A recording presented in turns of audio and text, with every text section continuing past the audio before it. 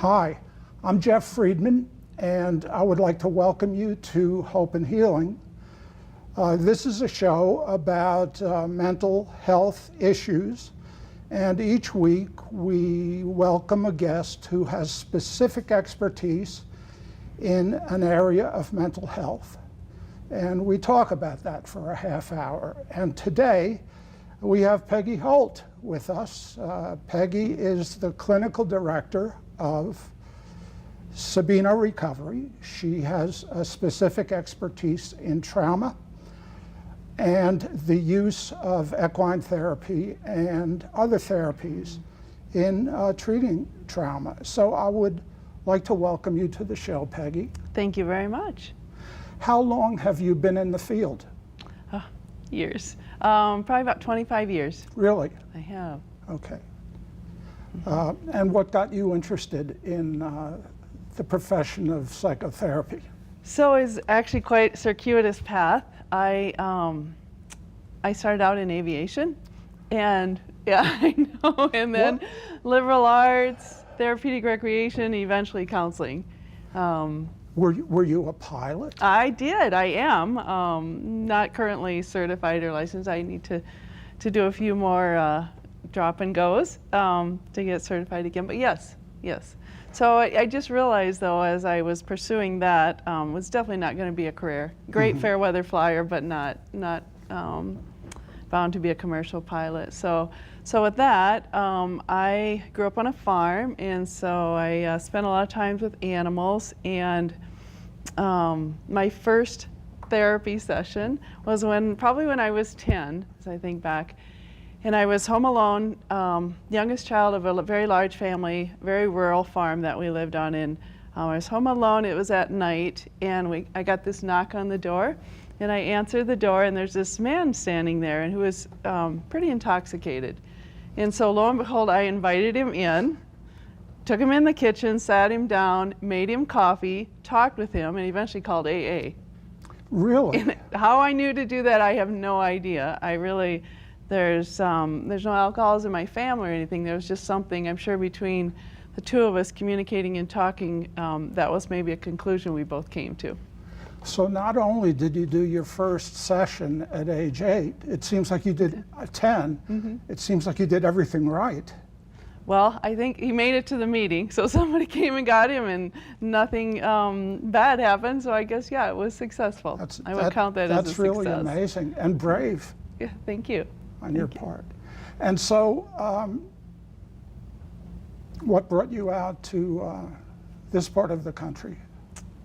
Good question. I grew up in a Midwestern state, which was a little provincial for me. I remember thinking at 12, I am not remaining in my hometown. Nothing against it. It was a great place to grow up and experience farm life and all that. I just knew it wasn't going to fit for me. I was ready to explore the world. And I recall in school I would say things like, I want to go explore California, or I would read about these places, and my teachers would say, I'll just say my teachers would say that, no, you can't go there, it's dangerous, you'll fall into the ocean. Like literally, which intrigued me even more. So I knew that kind of closed thinking was not going to work for me. So when I graduated, I became a pilot, so I was flying a little bit. That was freeing, and then eventually I moved to the East Coast as far as possible without kind of leaving the United States. So I moved to New Hampshire for a while and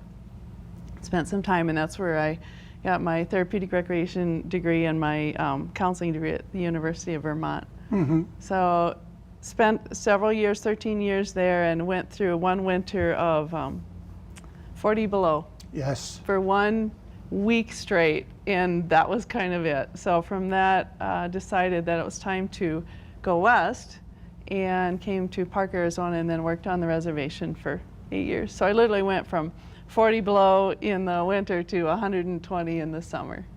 But it was the greatest thing ever. Well, it seems like you're not the type to shrink from a challenge. Your teachers were feeding you all of this fear-based stuff, and you weren't having any of it. I'm a little bit of a stubborn girl, I guess, a cowgirl. Good for you. Good for you. So I know that one of your areas that you have great interest in is trauma, and I also know that Sabino Recovery, where your clinical director specializes in treating trauma. So it seems like we're going to be talking about trauma. Can you let viewers know what exactly is trauma? So trauma exists in many ways, and it manifests itself out in many ways, but basically it's kind of an extraordinary, stressful event that happens, an experience or an event that happens that really shakes up your sense of security. So this, event happens, sometimes it's a repeated event, sometimes it's one. And it's not really about even the objective facts of the event, it's oftentimes that subjective emotional experience that really makes the difference. Because we all experience some traumas in our life, and some people seem to kind of, they're all relevant, but some people come through it with different, resiliencies, so to speak. That's true. One of the ones that's really hard that we work on a lot, though, is betrayal trauma, or where somebody that you know or some institution has done something where you really had your trust there. So what happens if these events happen, especially... Let me just ask you, can you give us a real world example of what that betrayal might look like? What kind of institution, what could they do, what would a person do that would evince that betrayal? So it could be a neighbor doing something to a person sexually, inappropriately. It could be for institution. It could be a school that has pretty harsh methods of trying to discipline or trying to get you to do the right thing. Or we have our at-risk, or I just call it at-potential youth, who get sent away, and sometimes it's not so positive. I know many of the students that I worked with on the reservation, their parents had been sent off to a boarding school. To the boarding school. And that was, some pretty horrendous events that happened. And, not only those events, but also just not being able to speak their language, making them cut their hair, telling them, things that weren't true. And so when I came in, what happened was the parents, rightfully so, they weren't very trustful. And why would they? Because here's another, person coming in saying they're going to work with your children, and so those things they have such an impact. And so not does it just impact kind of the person, but it's going to impact your family and friends as well. Right, and maybe have intergenerational expression too. Yeah, absolutely. Recently, I had a conversation with a young man who the traumatic betrayal came from his religious community, who were very intolerant of some lifestyles. And there was no negotiation. He was kicked out and had a very hard time of it, and I think still does.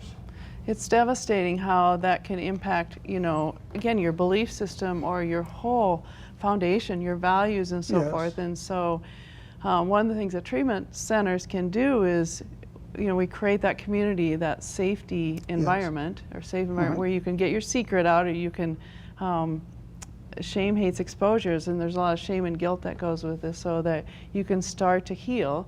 But it has to be in a safe environment where, you're with like-minded people.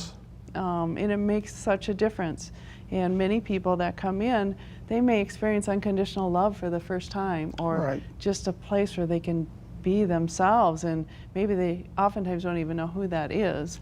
But to just grow that, and that's the reward for me, is watching people heal and grow and become alive and just move forward. And because before that, what happens, and I'm sure with the person that you're referring to, the main areas of their life just get out of order. Like you don't have social support, your family maybe is influenced in that way. Perhaps it's going to start to influence your health. And many people experiencing trauma, they have a lot of pain. Their body is holding the trauma. So And they might not even know it. oh, yeah, exactly. You know, I was working with a guy who came to the treatment center in which I worked for the treatment of alcoholism.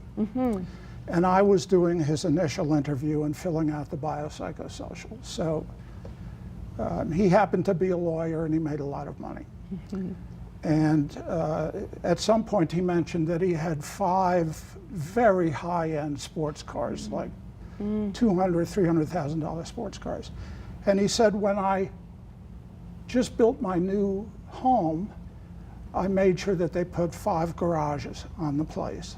And I said, oh, it must be nice here in Arizona to be able to keep your beautiful cars garaged. And he said, he gets this look on his face and he said, yeah, but I don't keep them in the garage. I keep them on the driveway and I have covers on them. And I thought that was odd, but I didn't ask a follow-up question. 3 weeks pass, it's time for family program, and he says, my mother can't make it. I said, why not? Well, she's 83 years old and blah, blah, blah. And I was trained not to take no for an answer on something like that. So I called the mom, and I'm trying to talk her into coming to the family week. And I asked her some kind of question, and she burst out crying, and she cried for a long time. And finally, she said, the reason I was afraid to come is because when my son was 4 years old, our next door neighbor molested him in the garage. Yeah, makes sense. And from then on, I tried never to miss that cue again, because sometimes people don't have an explicit memory of the traumatic event, but their body remembers. Absolutely, it's very true, and that's where.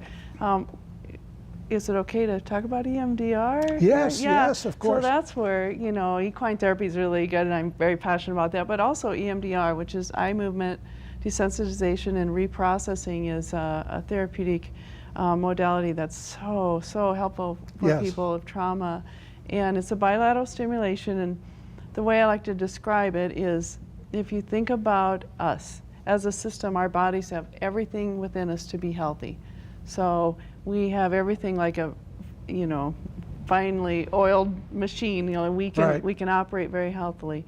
So if you think about a river is the same way. When it flows and there's no obstructions, it's beautiful, it's healthy, it's loud, it's full of life, it's, you know, it's crisp and cool and smells good and so forth. But if a tree falls in that river, it's going to create a log jam.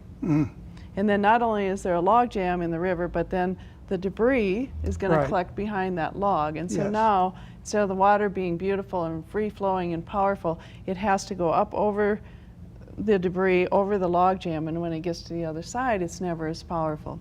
And that's kind of what happens to us. When we have these traumas, we have these log jams in our system and a bunch of debris that goes with it. And yeah, emotionally, it's so much to get up and over and around that just to get through our day. Yes. That sometimes people will, you know, they'll stay in bed, they'll isolate, you'll see depression, high anxiety, nightmares, flashbacks. And so people don't always know what that log jam is. Right. Or they may know what one of the log jams was, but they don't necessarily know what led up to that. So EMDR is kind of like, it works like branches or like veins, and I love it because you can say, what's your event? What do you think we need to talk about? And even if it's, let's just say, public speaking, and you can say, well, I remember in high school that I tried to give a speech and maybe all the students laughed at me. Yeah. So we can go back to and we start to process that event, and lo and behold, something from junior high will come up. Yes. And lo and behold, something as a child will come up, maybe an embarrassing moment where you said something in front of your family and they all made fun of you. So it's so powerful. So when you say you don't always know what it is, we know something that's there that we can recall, but it will, your brain stores that, your body stores that. Yeah. And EMDR is a treatment modality that can be used in an inpatient setting or an outpatient Absolutely. setting. Yeah. And EMDR therapists are not at all hard to find. They are not. It's become much, much more popular and Yeah. very effective. I know that they use it a lot at the VA. A friend of mine who's going to be a guest on the show is one of the EMDR therapists at the VA. Good, good. Yeah. Glad to hear that, because more and more we're learning about treatment for trauma, and it's nice to know that there's more availability for people to get the help that they need. Yes. Yeah. And since the wound is an emotional one, it's difficult to heal by doing cognitive work, thought-based work. Yeah. And so one of the things that I know that you're very interested in is equine therapy, a type of therapy where the use of the thinking brain is just not necessary. In fact, probably is contraindicated. So tell us a little bit about how equine therapy works. Okay, thank you. I love my animals. Equines or horses especially. But you're right. Sometimes that thinking can be counter to what needs to happen. And a lot of trauma, since it's stored in the body, we need to get the body moving and to get it processing in a different way. Because those negative thoughts and patterns can be disastrous at times. So for equines, one thing that's really special about the horse is they're very mindful. And mindfulness is one of the best treatments for trauma. So if you go out... They're prey animals. They have to be mindful. Yes, they are. So yes, we are considered predators, as are mountain lions and other animals and so forth, and they're considered prey. So their two main concerns are safety and food. And so they're even designed that way. If you look at the design of a horse, they can actually be grazing and their eyes are high enough in their head that they can still graze and be on the lookout for what might be danger. Their ears, sorry, I have to do this. Their ears can also be aware of what's going on over here, but also what's going on over there. And their eyes can actually see, this one can see all the way around, and this way all around. So there's two little spots where there's kind of a blind spot. It's exactly in front of them and right behind, where their tail is. So they're built to survive in an environment where there are a lot of threats. They are. Their nostrils are huge, and that's so that they can sense danger and smell a wild animal or fire or something that might be. So the beauty in a horse is that they're going to be conserving energy if there's no threat of danger around. So if, unlike people who, when we've had an event, then we're either future tripping or forecasting what could happen because of a past experience, or holding on to something from the past. And so that takes a lot of energy. Yes. It creates stress, and we get tired, we get worn out because we're on high alert. And that energy can't be used to create a buoyant mood. Exactly, exactly. So what we do with equine therapy is help people or clients be with the horses, because they are mindful, and if danger presents itself and they can see it, they will respond to it. If it's not there, they're going to continue to eat and conserve their energy for when that danger might appear. So that's one thing. They also are pretty good mirrors to what's going on in our body. So they operate in the herd through body language. So as adults, we often aren't very congruent. We say we're happy, and inside we're devastated, or we say we're the opposite of what we really are feeling. Well, the horses are going to know what that is. And one of the reasons equine is so effective with children is if they're sad, they're crying. If they're happy, they're laughing, and it's so congruent. So you'll see them be able to walk into a herd and just coexist. And so also, since horses are herd animals, if you're coming into their herd, they're going to check you out to see if you're safe. Are you going to be okay? Are they going to want to align with you? Or is it chaotic? And if it's chaotic, that's not safe for them, because again, there's safety in numbers, there's safety in the herd kind of being just kind of together and supporting each other and in these great symbiotic relationships. So if a patient approaches the herd, and it's someone who has a lot of chaos. What do you do to help that person benefit from the equine therapy? Good question. So a lot of things. It's amazing how much can go on in the arena with the horse and the person. So one thing that we first do is you just watch what the patient projects onto the horse. Like you may just have them observe and say, which one are you connecting with? Well, that one looks like he's being picked on, or that one doesn't, you know. And that's how it almost always happens. Yeah, it does. And so you get so much information. And so the other thing is if the horses aren't, you know, coming up to or in alignment with, we work on some breathing exercises. We're like, well, what's really going on? So how can you be more congruent? So horses are great about setting boundaries as well. So if a horse comes up, and their symbiotic relationship is, if your back itches, I'm going to scratch it and you're going to scratch my back. And that's how I'm going to get my needs met, right? Or swishing the tail to the face and tail to the face. And so getting them to be able to be calm and relaxed, do some slow, deep breathing, so that the horses are really comfortable as you coming into the herd. I see. And they So like they'll confidence. They'll see a change of behavior in the horse. They will. toward They'll them. see, yes. And so what I'll say, what do you notice? What do you notice? Well, all of a sudden they're in the middle and all the horses have come around perhaps, or all the horses have gone to the other side of the arena. So we do, most of equine therapy is unmounted. We actually do some of the mounted as well. Oh, you do? Okay. We do. And one of the things you do when somebody's riding, notice the behavior of the horse. So if the horse is all of a sudden got this kind of jiggy walk, it's so direct. You can say to the patient or resident, say, so what do you notice that's going on? Oh, they're going faster and faster. And like, what's going on with you? I'm getting more nervous. And so you can just literally talk them through, like, how about taking some slow, deep breaths? And you will see the horse just, the instant they start doing, the horse will start to slow down. So that in of itself, you're practicing some self-regulation skills or some, being a little more mindful, paying attention to your body. And the job of the therapist is to point that out. Yes. Yeah. There was a psychiatrist in the Bay Area who wrote a book called The General Theory of Love. And it was a nice book. But one of the things that he said was that he thought that the reason group therapy worked so well was that it put people's hearts in close proximity to each other. And he said when that reaches a certain critical mass, the healing happens. And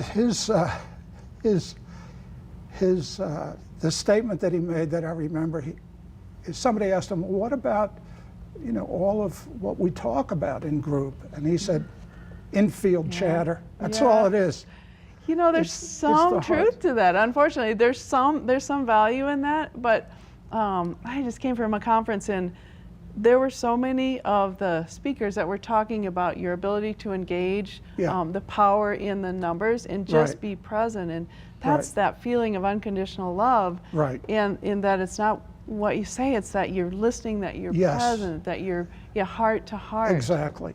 And if that's the case, and I don't know that it is the case, but if that's the case, and the human heart has some mysterious power to heal others, can you imagine what a horse can do who has a heart that's this big? Exactly. Oh, this warms my heart. And horses too, back to that unconditional love, they're eager to please. They want you part of the herd. And so they teach you how to be more confident. But they don't judge. They don't care, what color you are, what you look like, how much you make. They don't care about any of that. They just want to, have you join the herd because there's more strength in numbers, right? Exactly.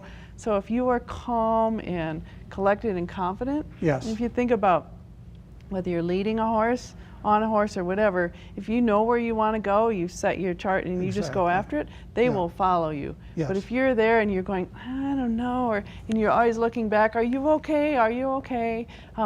They're going to kind of question, like, should I give my power? because I need to know that you are confident to take me where I need to go. And that applies to people in organizations Yes, and exactly. people in families and so forth. So one of the things that, again, working on is confidence and what is it that you want and how are you going to get there and how are you going to let people know. So the communication factor is big. You know, I've always been interested in types of therapy or therapeutic interventions that don't involve any type of cognitive process. And so I tried to learn a few Gestalt techniques. Good. And one of the things that we used to do is we would have somebody talk to an empty chair of a relative that was passed on when that was appropriate and necessary. And I had a guy in group one time who was from the Whitewater Apache Reservation. And he had some unresolved issues with his grandfather who had died a few years before. So we sat him in the chair and asked him to talk to his grandfather, which he did, and it was very heartfelt and wonderful. And then I asked him to stand up and turn around and sit in his grandfather's chair. And he didn't expect that. Nobody ever really does expect that. And so I was interested in what his grandfather would say back to him. And the thing that happened that still really brings tears to my eyes is he started singing a prayer song. Because his grandfather didn't speak English, so it was an Apache prayer song. And it was just the most wonderful thing, and I think it did him a lot of good. Oh, that's amazing. That's that experiential therapies. Exactly. And whether it's horses, whether it's the ropes course adventure, whether Right. it's Gestalt, whether it's psychodrama, Yeah. those are the therapies that are amazing, and they continue to work on people outside of that Right. group setting or that individual setting. So you gave him a gift that he will take on forever, probably processed for a long time, and permission to have an ending to that story, or at least a better thought about it. Yeah, I think so too. Very nice. I think one of my shortcomings as a person is I will sometimes get it in my head that I'm really, really talented. And so I happened to run into a person who had been a patient 5 years before. I ran into them in San Diego. And this young woman said, you know, the turning point for me was when you said something in group and it just clicked for me. And from now, I just was able to reorganize around that. And I said, great, what was it that I said? And she said, well, you said, and she goes on to, and I'm thinking, I never said that. I would never say that. She did give you credit. She heard, yes, Yeah. which is the main thing. Right. And it tells you too, with communication, how people can hear the same thing Yes. in the room, Right. and their interpretation or their perception of what was said can be Exactly. totally different things. And so you see why couples sometimes don't communicate well, Exactly. because Right. everybody comes from their own environment and brings that forward. So that was perfect that she's like, oh, no, it's what you said. It's a life changer for me. And you're like, okay.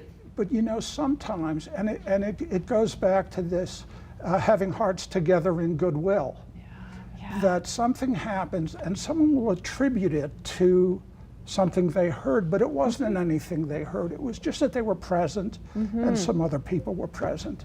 Absolutely. And it worked. New research shows that if you're in an environment and if people sing together, it that's creates right. a faster trust bond sooner. And again, there's something about that activity together, and then being Right. able to share. Oh, yeah, the power in the group is amazing. So I think that's where, if you're just going to individual therapy, it's nice that you also support that through either a support group or a group therapy or something else, just Right. because you can only, talk to one other so many times, but Exactly. that power in other people witnessing what happened or what you want to talk about, or just giving you support, is really, again, a lot of healing happens with that. I agree. Yeah. Tell us a little bit more about Sabino. Okay. So proud that I get to go to work there every day. I really mean that from my heart. We are a small facility focusing mostly on trauma with co-occurring, and that's kind of how it was originally set up and designed. So, And co-occurring refers to a person suffers from trauma, but they also have another issue or disorder that absolutely, needs yeah, to be treated. whether Okay. it's a mental health illness diagnosis or whether it's an addiction of some sort. And many treatment centers have been really good on going to the addictions Yes. and then not necessarily addressing trauma. And I think what happens is the shelf life isn't so long because underneath perhaps that addiction or that whatever that other diagnosis is perhaps some trauma. Yes. And so if we can treat both of those at the same time, especially get to that trauma, Yes. oftentimes that coping skill, which is those unhealthy behaviors, may go away because you kind of get rid of those log jams, right? Yeah. And so we're a small program that I think our biggest strength is the power in those small groups and that kind of unconditional love. I like to tell people that we model what a healthy family is supposed to do or what it looks like. And so Yes. we laugh together, we celebrate together, we cry together, we're pretty transparent. Yeah. And so that helps the residents feel like, okay, there's hope, there's Yes. somebody here. And so just like horses or other animals or something else might need that safe, calm environment so that they don't have that fear-based living or remember if their sense of security has been turned upside down, we want to bring that back. We want to let them know that that was something that happened perhaps before in a different environment, but there's hope that they can restore that and get their belief system back in order. So I think we're really good at that. We do neurotherapy, we do somatic experiencing, we do the EMDR, we do the ropes course, the equine therapy. And somatic experiencing is something that has proven very effective treating trauma too, I think. Absolutely. Okay. Again, knowing that your body stores the trauma. Yeah. Even when we don't realize it, it's in there. It's Yeah. being held, and that's where you're going to get your physical manifestations of certain things, Right. whether it's migraines, whether it's those panic attacks and so forth. So the body remembers, and so that's a process where we start to release those, those spots in your body or areas that are just like they're hanging on. And so when we can start, it's the whole process. It's that with Right. maybe acupuncture, with some EMDR, with some outdoor therapy, we do our one-on-ones as well. We do a lot of group therapy. We do some healing. We do a lot of movement. We have a dance therapist. We have an art therapist. So we really feel like you got to move it through your body. And many times when people are suffer from trauma, they might find themselves isolating, staying home, not getting out, which is, again, then you're stuck with the mind, right? Yes, It's ruminating exactly. about all the terrible things in the world. And so we do hikes. We want to get the person moving. And I understand that Sabino Recovery is located in a very beautiful part of Tucson. It sure is. It is amazing. It's beautiful there. So it's an old boarding school. Right. The Fenster School was there for, 75 years, I believe. And so the arenas are, they did everything rodeo there. They Yeah. had polo fields there at one point. Oh, really? Yeah, so it's got a lot of history. But it is beautiful. It's nestled up into Sabino Canyon there. Right. So that's where the horses are down right by, Yeah. the trails there, and so we've got over 100 acres to explore, which is also, we're not that confined area. Yes. Residents need to get out, and we're going to encourage them to swim, to ride the bikes, to go on hikes, to get on the horses, or to just be out there and do horse care and groom the horses and move. It's really about moving. We have a labyrinth. We have things that every day you should be moving. I mean, that's just a standard of healthy living, right? Right. Yeah. And so much has to do with the body. Yes. And it is the only one we have. I mean, you've heard it. I've heard it several times, but this isn't a dress rehearsal. This is our life. This is and so yeah. we got to take care of our body. And I think Right. that's the other thing that Sabino Recovery we try to do. We try to address medical, nutritional, physical, Yeah. and then the emotional and mental. And if you just say, I'm just going to work on the Yeah. emotional piece, and you're not fueling your body for what it needs nutritionally, Right. you're not getting the help Exactly. medically, it's like driving a car with a flat tire. Eventually the whole car is going to fall apart, right? So it's an integrative approach. Very much an Yeah. integrative approach. Our medical director is a naturopathic doctor, so Mhm. we really are trying to do mindfulness and trying to get people on so those areas of life can get back in order and do it in the most natural way as possible. Wonderful. Okay. Peggy, I am just so grateful that you took the time to come and talk to us today, and I would like to invite you back Oh, thank you. if you would be willing to come, because I have 6 questions that I plan to ask you, and I got to 2 of them. So I would love to be able to pick up this conversation again. I would be honored. That would be great. Great. So we'll arrange that. Perfect. And I'd like to thank our viewers for tuning in today.